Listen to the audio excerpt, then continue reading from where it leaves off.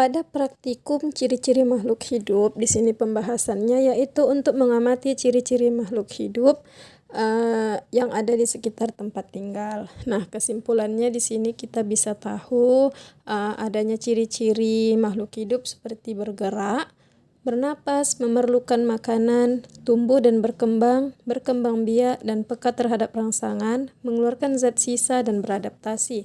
Nah, yang kedua di sini kita melakukan tentang praktikum ciri-ciri makhluk hidup pada tumbuhan dan ciri-ciri makhluk hidup pada hewan.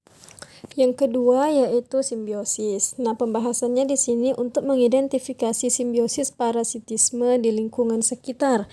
Nah, kesimpulan yang bisa diambil yaitu bahwa interaksi antar organisme merupakan bagian integral dari dinamika ekosistem, karena simbiosis adalah mekanisme penting yang membentuk struktur komunitas, memengaruhi rantai makanan, dan mendorong evolusi serta adaptasi spesies dalam menghadapi tekanan seleksi alam.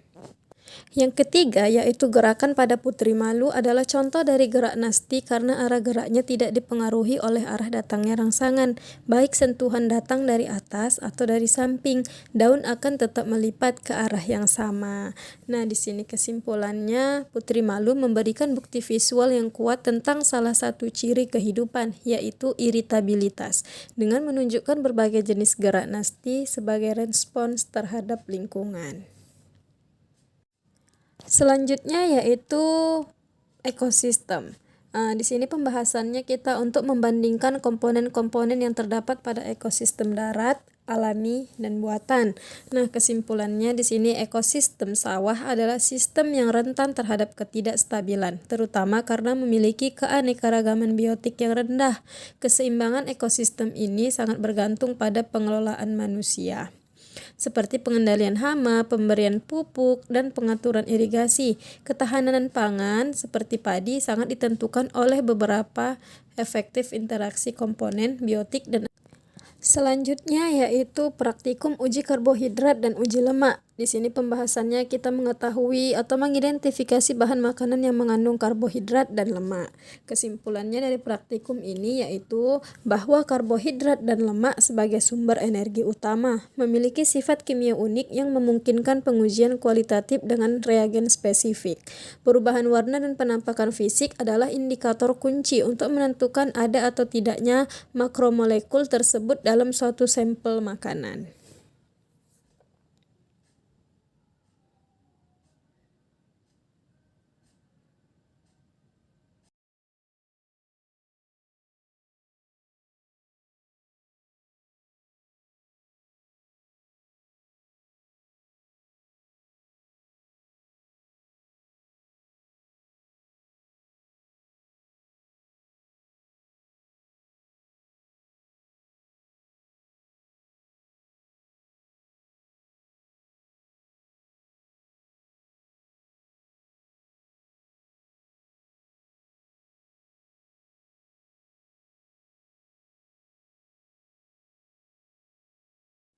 Selanjutnya yaitu praktikum pencernaan makanan. Pembahasan di sini kita dapat mengurutkan bagian dari sistem pencernaan.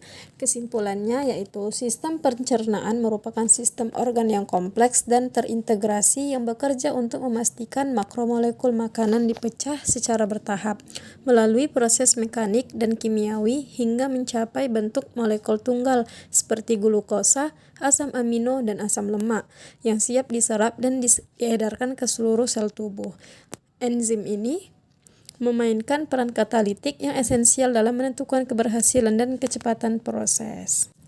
Selanjutnya yaitu kesimpulan dari praktikum gerak yaitu GLB dan GLBB adalah memberikan pemahaman empiris bahwa perubahan kecepatan atau percepatan adalah faktor kunci yang membedakan kedua jenis gerak ini. Analisis data menunjukkan bahwa kecepatan konstan menghasilkan grafik jarak-jarak waktu linear, sedangkan percepatan konstan menghasilkan hubungan kecepatan waktu yang linear dan hubungan jarak waktu yang kuadratik. Selanjutnya yaitu praktikum tentang perubahan wujud zat. Nah, di sini kesimpulan yang didapat adalah perubahan wujud zat adalah proses fisika yang terjadi karena adanya pertukaran energi panas. Meskipun wujudnya berubah, identitas kimia zat tidak berubah. Misalnya, air tetaplah air baik dalam wujud es, cair maupun uap. Selanjutnya yaitu praktikum membahas tentang percobaan jenis-jenis gelombang. Di sini kita mengamati bentuk dan jenis gelombang transversal dan gelombang longitudinal. Kesimpulannya yaitu yang bisa kita ambil, praktikum menunjukkan bahwa semua gelombang terlepas dari jenisnya membawa energi tanpa memindahkan materi medium secara permanen. Pengamatan terhadap bentuk gelombang atau bukit, lembah, vs rapatan atau renggangan adalah cara paling efektif untuk mengklasifikasikan gelombang sebagai transversal atau longitudinal. Selanjutnya yaitu kita membahas tentang sifat-sifat cahaya. Nah, di sini kita dapat kesimpulannya bahwa sifat-sifat cahaya yaitu dapat merambat lurus, dapat dipantulkan atau refleksi, dapat dibiaskan atau refraksi, dan dapat diuraikan atau dispersi.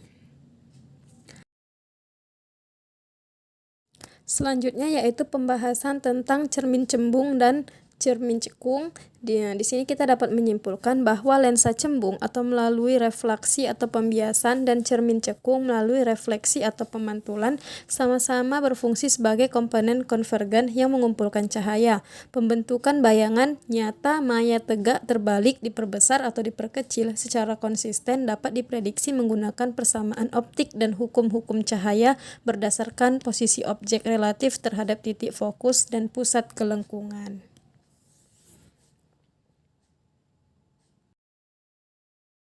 Selanjutnya yaitu membahas tentang kelistrikan. Nah, kesimpulan yang bisa diambil yaitu kelistrikan membuktikan bahwa listrik dapat dijelaskan melalui model muatan listrik dan dapat diukur secara kuantitatif menggunakan hukum Ohm dan aturan rangkaian seri atau paralel. Dengan pemahaman ini, perilaku rangkaian listrik dapat diprediksi dan dirancang untuk mengalirkan energi ke berbagai komponen.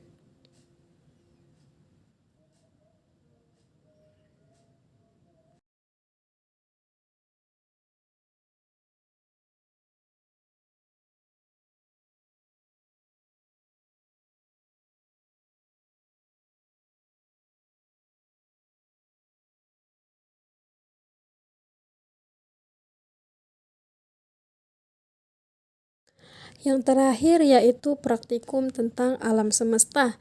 Nah, kesimpulan terakhir dari sini yaitu menyimpulkan bahwa matahari memainkan peran ganda sebagai penyedia energi vital dan pusat gravitasi tata surya. Sementara itu, fenomena gerhana membuktikan keteraturan gerak benda langit dan merupakan hasil yang dapat diprediksi dari prinsip-prinsip optika dasar tentang cahaya dan bayangan. Inilah kesimpulan dari modul 1 sampai 9 yang saya lakukan. Sekian dari saya. Terima kasih. Wassalamualaikum warahmatullahi wabarakatuh.